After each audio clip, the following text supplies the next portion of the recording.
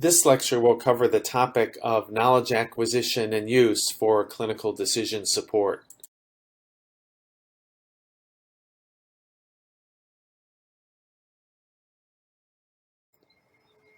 We can see where this topic occurs in the core content outline in sections 2.14 through 2.17.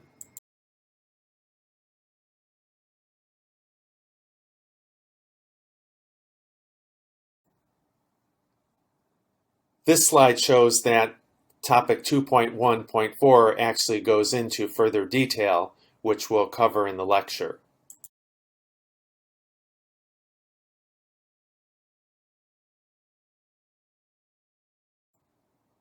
The key topics we'll cover in this lecture are approaches to representing knowledge in clinical decision support systems from the past and present, then known problems of safety with health IT systems and how they can be minimized, and finally, current legal and regulatory framework for clinical decision support.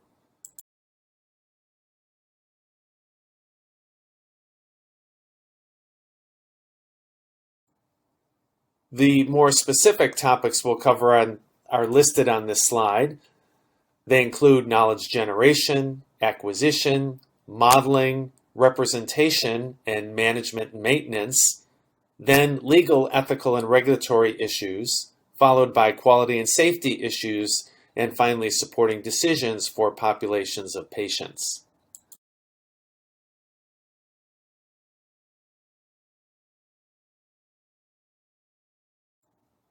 How is knowledge generated? I developed this figure for my textbook on information retrieval, but it's relevant here. Basically, clinical knowledge is generated through research, original research carried out by investigators. When those investigators have completed their research, they write up the results and they submit them for publication, typically to a journal. The journal then sends the research report out for peer review, and based on the peer review, the journal may decide to accept the publication or reject it. If it's rejected, the authors may be given the opportunity to revise it, and then they resubmit. As those who do research know, many of us often end up in that inner circle of submit, peer review, revise, submit, peer review, etc. Eventually, hopefully, the publication will be accepted and then published in the journal. When the article is published, some things happen. One is that the authors typically relinquish the copyright to the journal.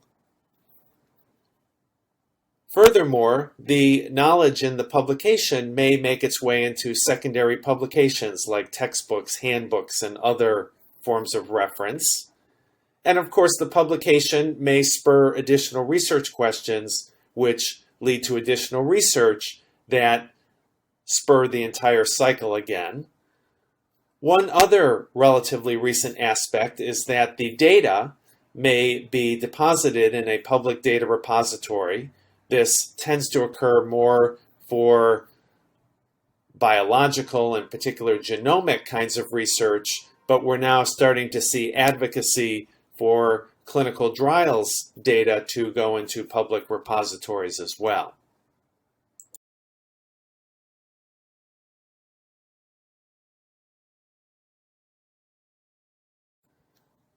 When thinking about knowledge acquisition, we can also consult a figure from my textbook where we can think of the literature that we deal with as a funnel. And at the top of the funnel, we pour in all literature. We then use an information retrieval system, and we've talked about those systems in a different lecture, to retrieve a listing of possibly relevant literature through a search. We then typically manually go through that possibly relevant literature to identify that which is definitely relevant. And we may then take that definitely relevant literature and structure knowledge that we can use in clinical decision support systems. The upper part of the funnel is information retrieval, which is something that we understand quite well. The lower part involves activities such as information extraction and text mining, which we understand less well and is done much less widespread than information retrieval.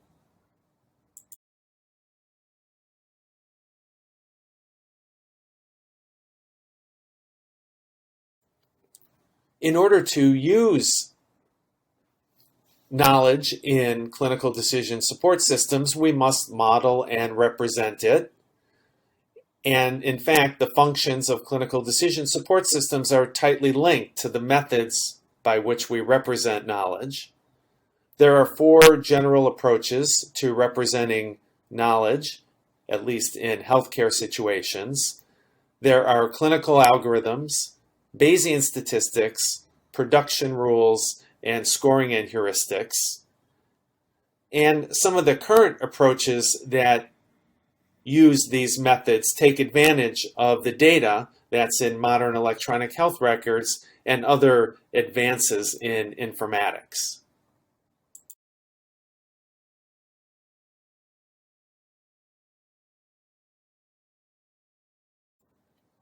Let's start with clinical algorithms. In a clinical algorithm, we typically follow a path through what is sometimes called a flowchart. There are different types of nodes in a flowchart. There are nodes where we gather information. Those are information nodes. And then there are nodes where we make decisions, and those are called decision nodes.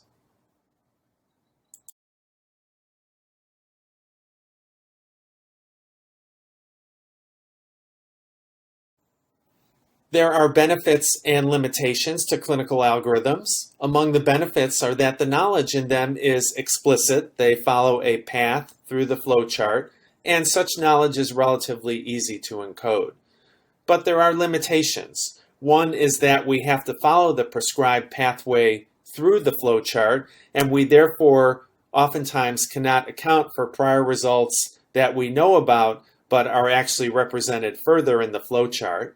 There's, of course, the inability to pursue new etiologies and treatments. We can only follow the pathways through the flowchart, and as such, new knowledge is difficult to generate. Clinical algorithms are, in essence, a forerunner of our modern clinical practice guidelines, which were also covered in another lecture.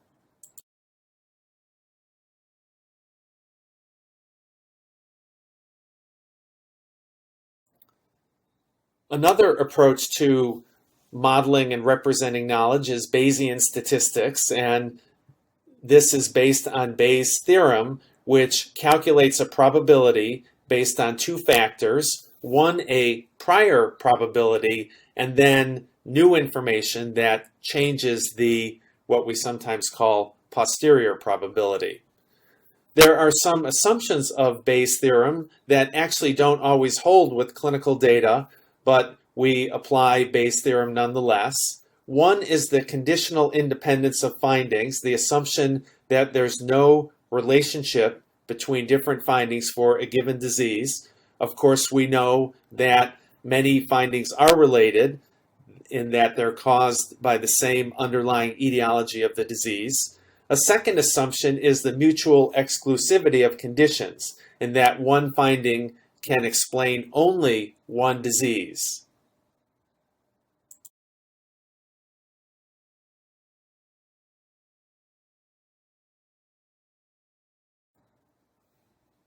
While Bayes' theorem is often applied with one finding and one disease, in reality it can be generalized, and we can actually develop a somewhat complex mathematical formula, but this gives us the generalized form of Bayes' theorem, which states that the probability of disease I in the face of evidence E out of a set of a possible J diseases is the formula listed here. One can translate this into English, and basically it says that the probability of a disease given one or more findings can be calculated from the prior probability of the disease in the patient, which we can sometimes estimate from the prevalence of disease, and then the probability of these additional findings occurring in the disease.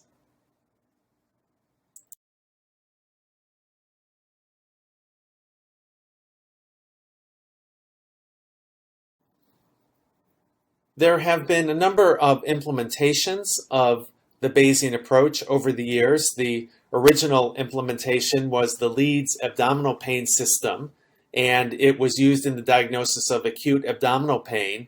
And the output of the system at the hospital in Leeds in the United Kingdom showed that it performed better than clinicians. The system had a 92% accuracy rate compared to 65 to 80% for clinicians, and it was better in 6 of 7 disease categories. However, the system was difficult to use, and when it was transported to other locations, the values from the Bayesian parameters did not readily translate, and the results were much less accurate.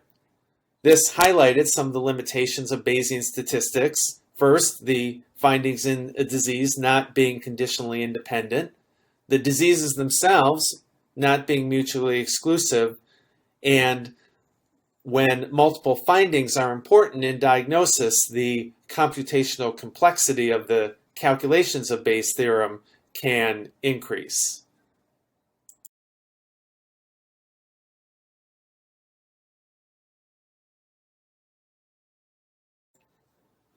A third form of knowledge representation is production rules, where knowledge is encoded as if-then rules. The system then combines evidence from these different rules to arrive at a diagnosis. There are two approaches to production rules, and these types of systems have historically been called rule-based expert systems.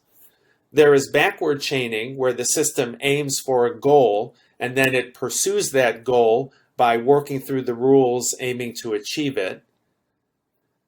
The forward chaining approach is where there's a prescribed path, and of course this looks somewhat similar to clinical algorithms. Rules in these systems are typically composed as follows. If test X shows result Y, then we conclude Z with some certainty factor P.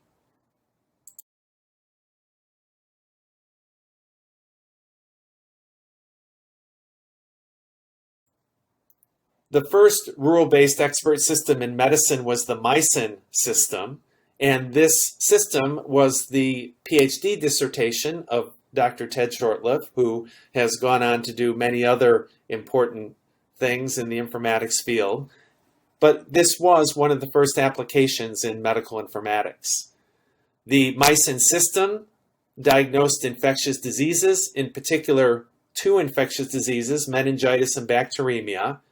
It used a backward chaining approach, so it would ask questions relentlessly in an attempt to reach a diagnosis.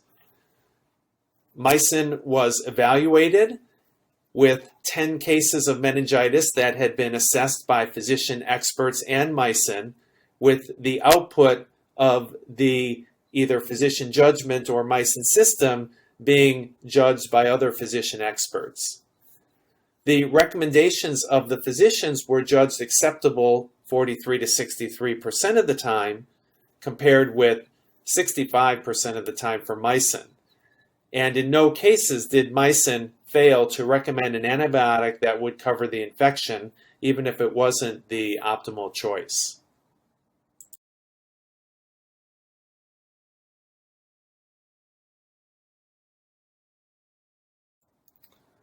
The early work on Mycin also highlighted some of the limitations of rule-based systems. First of all, the depth-first searching that occurs in backward chaining could lead to focus in an entirely wrong area. Another challenge is that the rule bases were large and difficult to maintain. Just the 2 types of infection covered in Mycin had over 400 rules. And Mycin appeared to work better in much more constrained domains, such as pulmonary function test interpretation. Mycin, of course, being a 1970s vintage application, meant that it ran on slow computer systems that had command line interfaces that were time-consuming to use.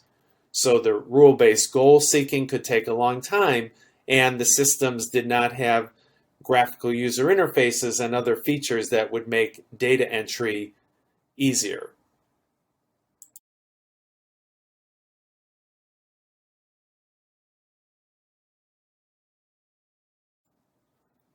The final approach to knowledge representation we'll discuss is what is often called scoring and heuristics. Here, the knowledge is represented as profiles of findings that occur in diseases. There are then measures of importance and frequency for each finding in each disease. Of all the various approaches to knowledge representation, this approach was found to be the most scalable for comprehensive decision support systems, and a number of systems were created, some of which reached commercial potential, and these included Internus 1 QMR, DXplain, and Iliad.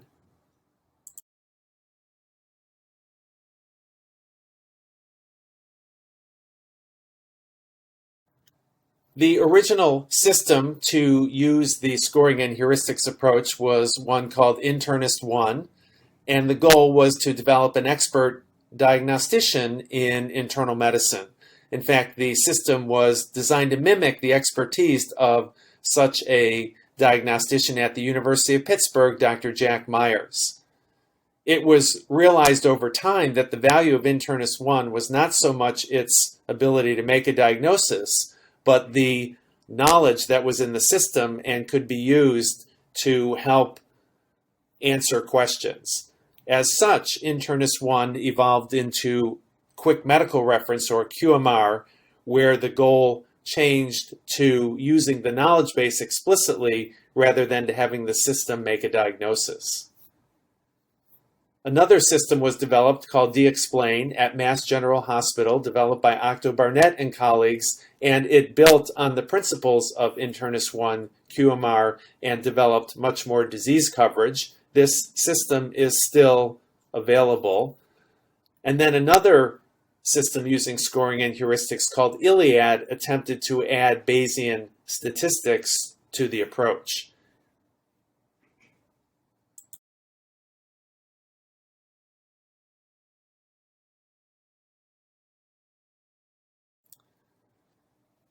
The way that Internus 1 QMR represented knowledge was, again, to have disease profiles, so a listing of findings known to reliably occur in the disease.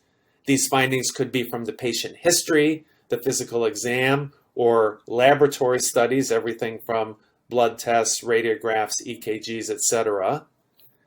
Each finding had an import in terms of how important it was to explain, with more generalizable findings, such as fever and chest pain, having lower import than some more specific findings. And then each finding also had properties, such as taboos. So, for example, a male not being able to get pregnant, or a female not being able to develop prostate cancer, which, unless the computer was explicitly told about the taboos, could come up with those as diagnoses and show that the computer program was a little bit misinformed.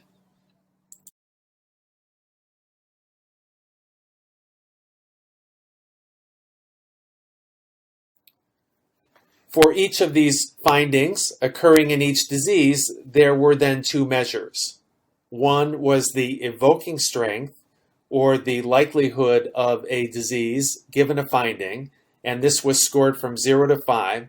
So an evoking strength of 0 meant that the finding was nonspecific, whereas an evoking strength of 5 meant that the finding was pathognomonic for the disease. Frequency, on the other hand, was the likelihood of a finding given the disease, and findings could occur with a score of 1, meaning they occurred rarely, to 5, meaning they occurred in essentially all cases.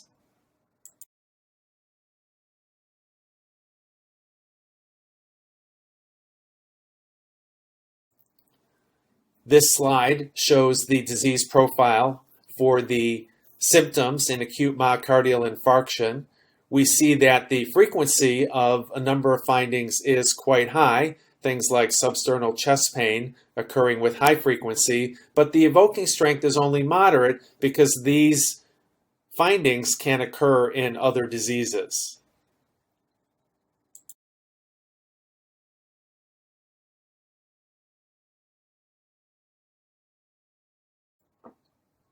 Internus 1 had a scoring algorithm that it used in attempting to diagnose the patient.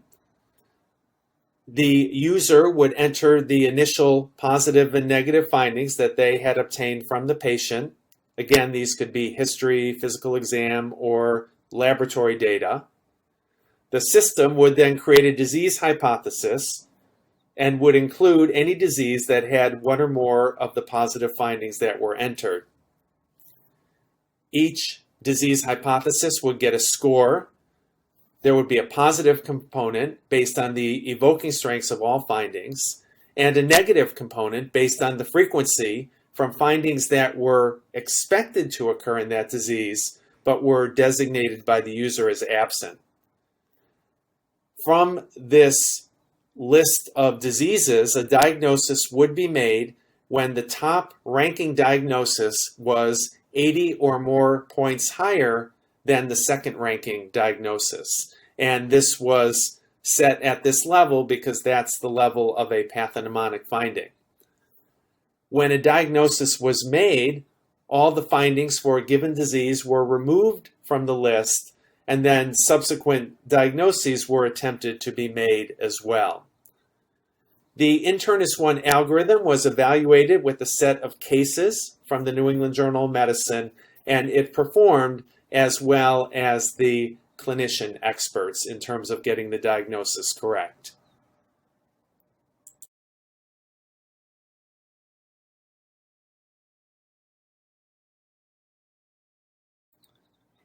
However, Internus 1 had a number of limitations, and this led to its evolution to becoming QMR. Internus 1 had a long learning curve. Back when it was in its heyday in the 1980s, data entry was still time-consuming. It was also realized that diagnostic dilemmas are not a major proportion of clinical information needs. And as comprehensive as the knowledge base was for Internus 1, it was not complete. This led to its evolution to becoming QMR after it was determined that there was less value in the case mode of Internus 1 and more value in the knowledge exploration mode that could help clinicians rule diseases in and out, obtain differential diagnoses, and provide links to more detailed information. QMR did become a commercial product, but it didn't really succeed in the marketplace, and its development was eventually discontinued.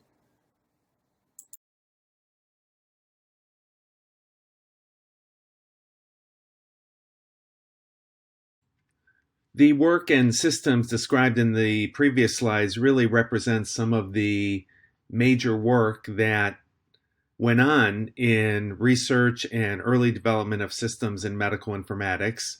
But by the late 1980s and early 1990s, the limitations of this work were becoming apparent. It was clear that the diagnostic process of physicians was too complex, at least for computer programs of the time. In this era, before graphical user interfaces and faster computers, these systems took a long time to use and really didn't provide the kind of information that clinicians needed. In fact, Randy Miller himself came to the conclusion that this Greek oracle model of the computer being all-knowing was inappropriate, and that it would be better for the computer to be more interactive and to aid the clinician rather than try to replace the clinician.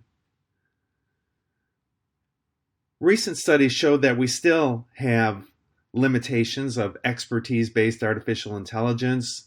One recent study, for example, found that the best systems still cannot pass 8th grade science tests. And another study that was a systematic review of differential diagnosis generators showed that while they are accurate, they generate limited value for clinicians.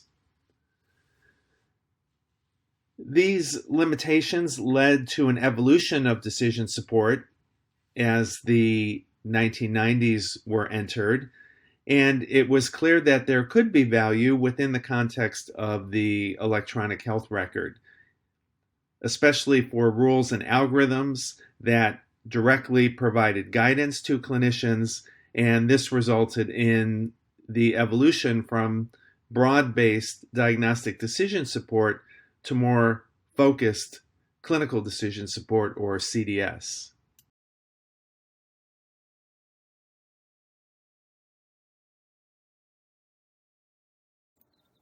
Where are we headed now with clinical decision support?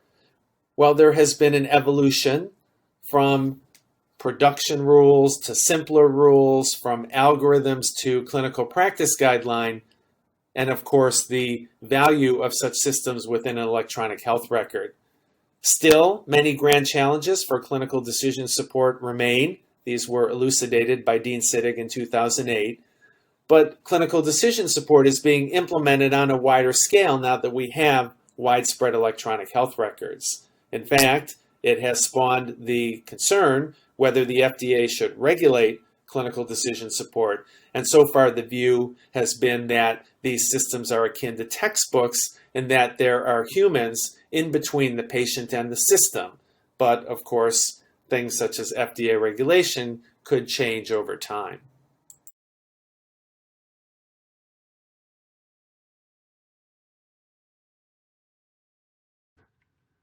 There actually are a number of continuing approaches for diagnostic decision support.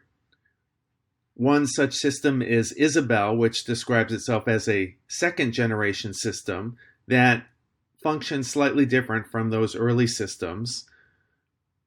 One thing it does is it uses natural language processing to map the findings that are entered as text into its controlled vocabulary, and it really aims to provide nothing more than a differential diagnosis and not the diagnosis.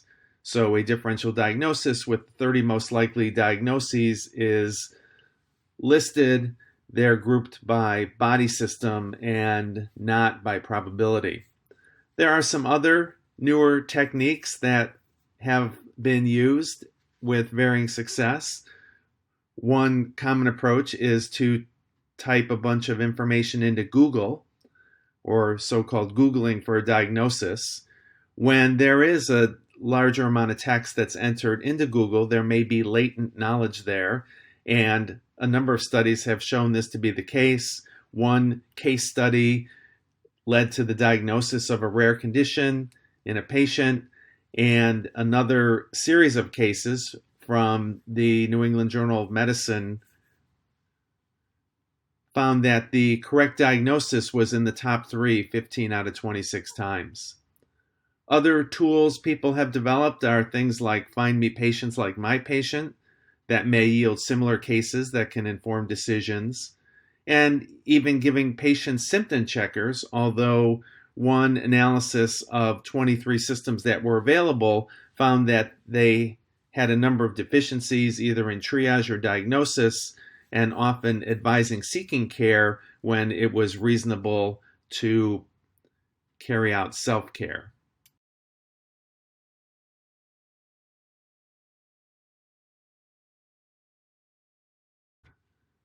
Whenever we discuss diagnostic decision support in modern times, someone always asks, well, what about IBM Watson? So let's talk about Watson in a few slides here.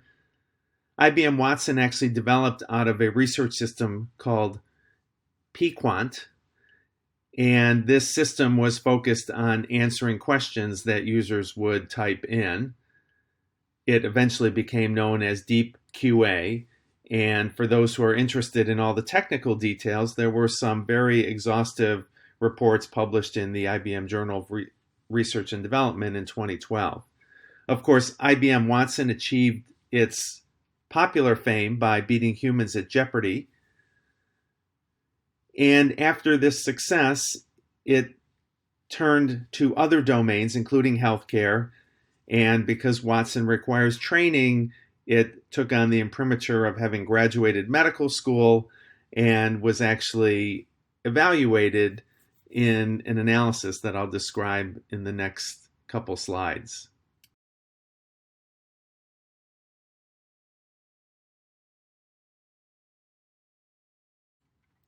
Let's talk about this first and still really only major study published of Watson.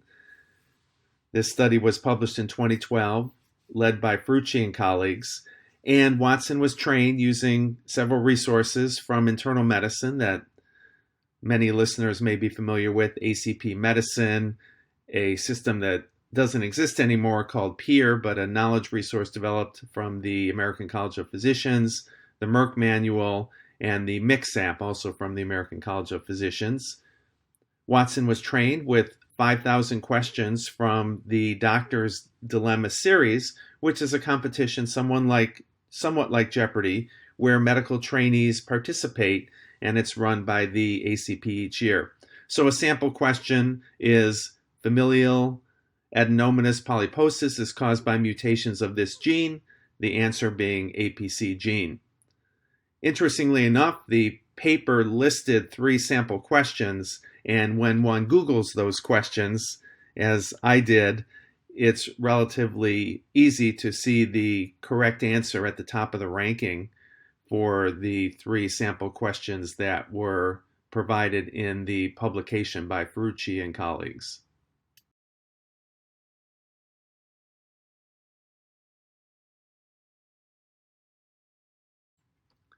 After this training of Watson with 5,000 questions, it was then tested with an additional 188 questions that it had not seen. So the questions were given, and the primary outcome measure of the study was recall at 10 answers. In other words, how many answers were correct in the top 10 items that Watson output. And as we see in the graph here, the system improved successively as more and more functionality was added, adding more content, more training, more functionality, got the recall at 10 answers up to 0.77 or 77%. Now, one limitation of this study is that they didn't compare Watson against any other system. So they didn't compare Watson against typing things into Google or doing searches in PubMed, and they didn't use other measures that might be more appropriate, such as the mean reciprocal rank. That is, where does the correct answer actually rank in the output? There has been criticism of there being little other peer-reviewed research about Watson. There have been some abstracts presented at various meetings, but no papers like this. And of course, even this paper had its limitations. This has led many researchers and others to be critical of the claims about Watson and also wonder whether it's marketing hype by its producer, IBM.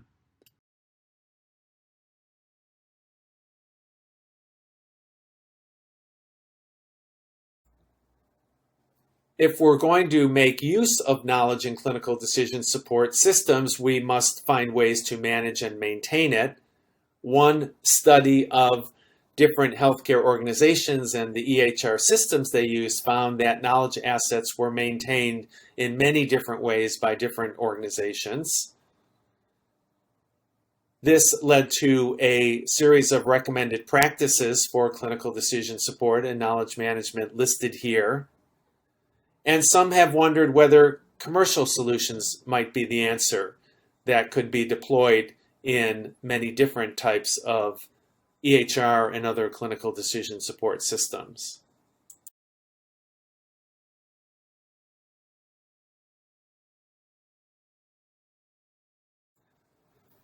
There are other issues related to knowledge acquisition, for example, legal, ethical, and regulatory issues. Although, again, as long as clinical decision support is viewed as an open loop system with the clinician between the patient and system, some of the issues that may evolve around closed systems don't really apply. There is growing recognition that there are issues around healthcare quality and patient safety, and that we must recognize the potential dangers of health IT as well. And then there must also be ways to support decisions for populations of patients and not just individual patients, and including the possible use of personal health records.